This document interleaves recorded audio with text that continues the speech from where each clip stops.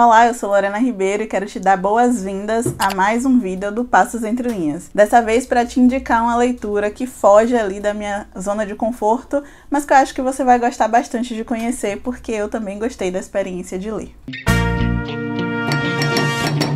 O livro da vez é Sina, de autoria do escritor, roteirista e advogado Márcio Benjamin, nascido em Natal, no Rio Grande do Norte. O livro tem capa e ilustrações internas do também nordestino Chico Chico, nascido em Patos, na Paraíba. Eu conversei em novembro de 2022 com o escritor Márcio Benjamin, lá na Bienal do Livro Bahia, quer dizer, aqui na Bienal do Livro Bahia, sobre o quão é importante ter uma publicação de escritor nordestino numa das maiores editoras do Brasil, que é a Darkside. Se você ainda não assistiu a esse vídeo, o papo tá gravado aqui no canal Passos Entre Linhas. Depois que você terminar de assistir a essa indicação, vai lá que a nossa conversa tá bem legal. Então, por conta dessa importância, eu deixei de lado o meu medo, porque eu sou muito medrosa, e li aqui o terror fantástico Sina, e quero apresentar então para vocês esta belezinha.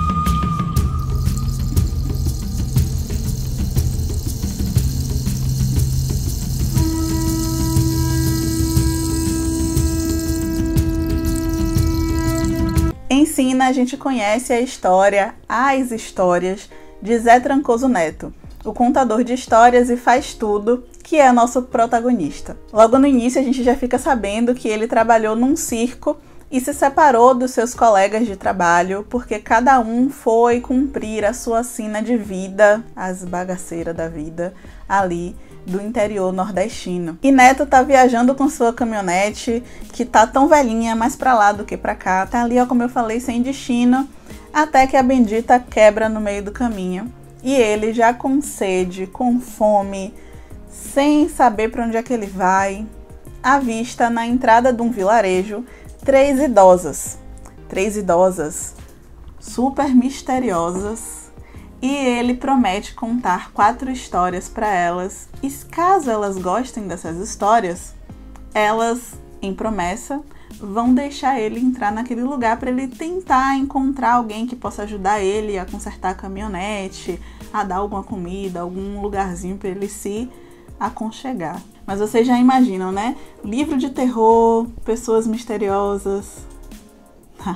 E a partir desse ponto da história, a narrativa em formato de romance vai sendo intercalada com narrativas em formato de contos.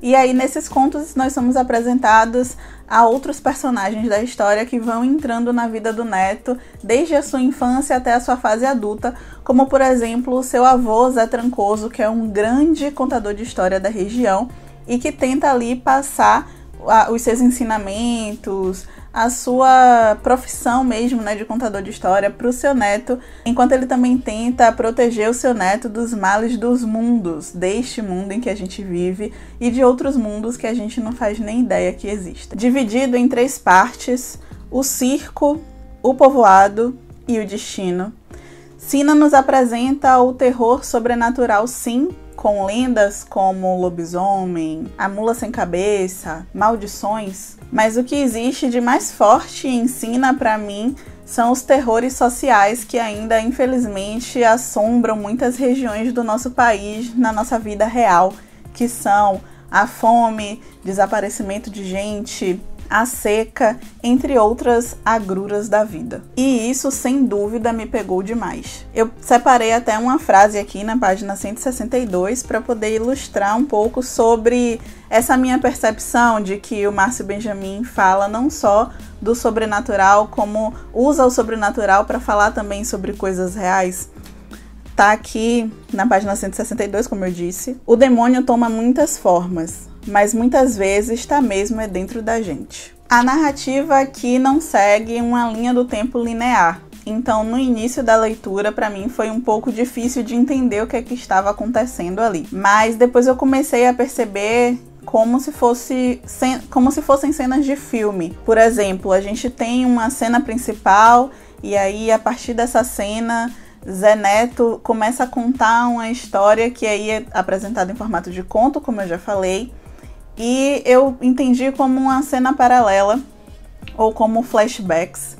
E aí depois a gente volta para a cena no presente, então tem essa mistura do passado, do presente, do passado, porque a gente vai descobrir o que aconteceu também em parte da infância de Zé Neto, e antes mesmo de Zé Neto ser criança, o que aconteceu com o avô dele. Aí mais pro final da história já existia meio que um multiverso no enredo, sabe? E eu achei bastante interessante essa forma como o Márcio Benjamin escolheu de narrar esse tanto de história que tem dentro de Sina. E sem dúvida o final foi o que mais me surpreendeu ali. Eu fiquei tipo, eu queria ter gravado. Eu queria estar com a câmera ligada na hora que eu li a última frase, porque eu abri uma taboca de olho, meu Deus. Mas aí, pra saber o que foi que aconteceu, só você lendo Sina, porque eu não vou largar spoiler aqui no vídeo, né?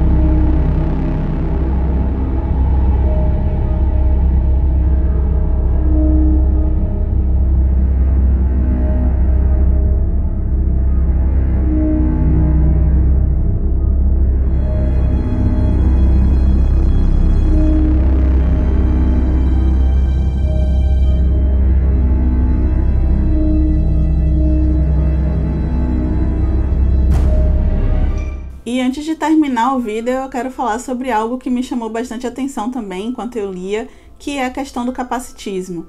Há em algumas falas de personagens, descrições das histórias, termos capacitistas, e aí eu trago essa questão aqui muito mais como reflexão, não como crítica, porque eu entendo que existe ainda na fala de muita gente dos interiores, né? Faz parte desses ditos populares, das narrativas populares, esses termos que hoje em dia a gente entende que são capacitistas, mas eu achei que não trazer para o vídeo seria hipocrisia da minha parte, porque eu trabalho com leitura sensível, eu falo sobre essas questões nas redes sociais e também na vida, assim, em eventos e tal. Então, não falar sobre isso aqui nesse vídeo seria muito... Eu acho que errado da minha parte. Eu estava conversando com um escritor daqui da Bahia, o João Mendes, sobre como é difícil às vezes a gente retratar determinados personagens e determinadas falares, né? Sem usar o capacitismo, porque infelizmente ainda é algo que está muito naturalizado na nossa fala popular. E aí eu trago esse comentário aqui mais para pontuar que eu observei essas questões, que eu entendi o porquê de ter esses termos no livro, mas que não deixa de ser algo para a gente refletir. Você já parou para pensar sobre o que são termos capacitistas e por que existe a problemática de utilizá-los?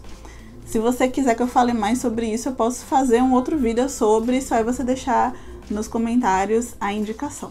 Quer dizer, a solicitação. E eu quero, de fato, finalizar o vídeo falando, né, reforçando o quanto é importante da gente ter na nossa literatura um autor que retrata de forma verossímil o falar popular da região ali do Rio Grande do Norte, lembrando que o Nordeste não fala de um jeito só, tá? Aqui na Bahia mesmo a gente tem diferentes formas de falar, a depender da localidade do estado.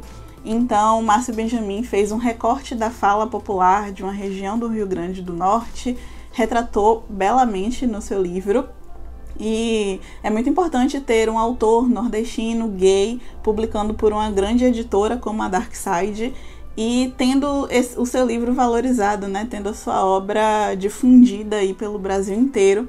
Eu acho que essas referências são muito positivas e ajudam a mostrar o quanto as produções literárias do Nordeste inteiro são vastas, né? Eu mesma não costumo ler livros de terror, mas me permiti ler Márcio Benjamin e gostei demais. Eu já tinha indicado o livro dele aqui em outro vídeo, e outro livro que eu indico é Sina. Eu quero fechar o vídeo então com mais uma frase que também me chamou a atenção e me pegou aqui no livro. Tá bem no finalzinho, no epílogo, e diz o seguinte: espalhe histórias e lembre-se, elas criam mundo.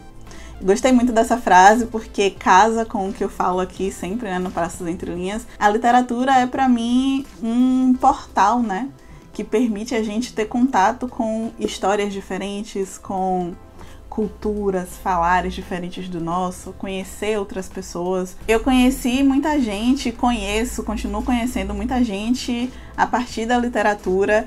E então, quando eu li essa frase, eu achei que sintetiza muito do que eu sinto em relação a produzir literatura, produzir conteúdo sobre literatura. E é isso. São vários mundinhos que acabam se interligando e só vantagem.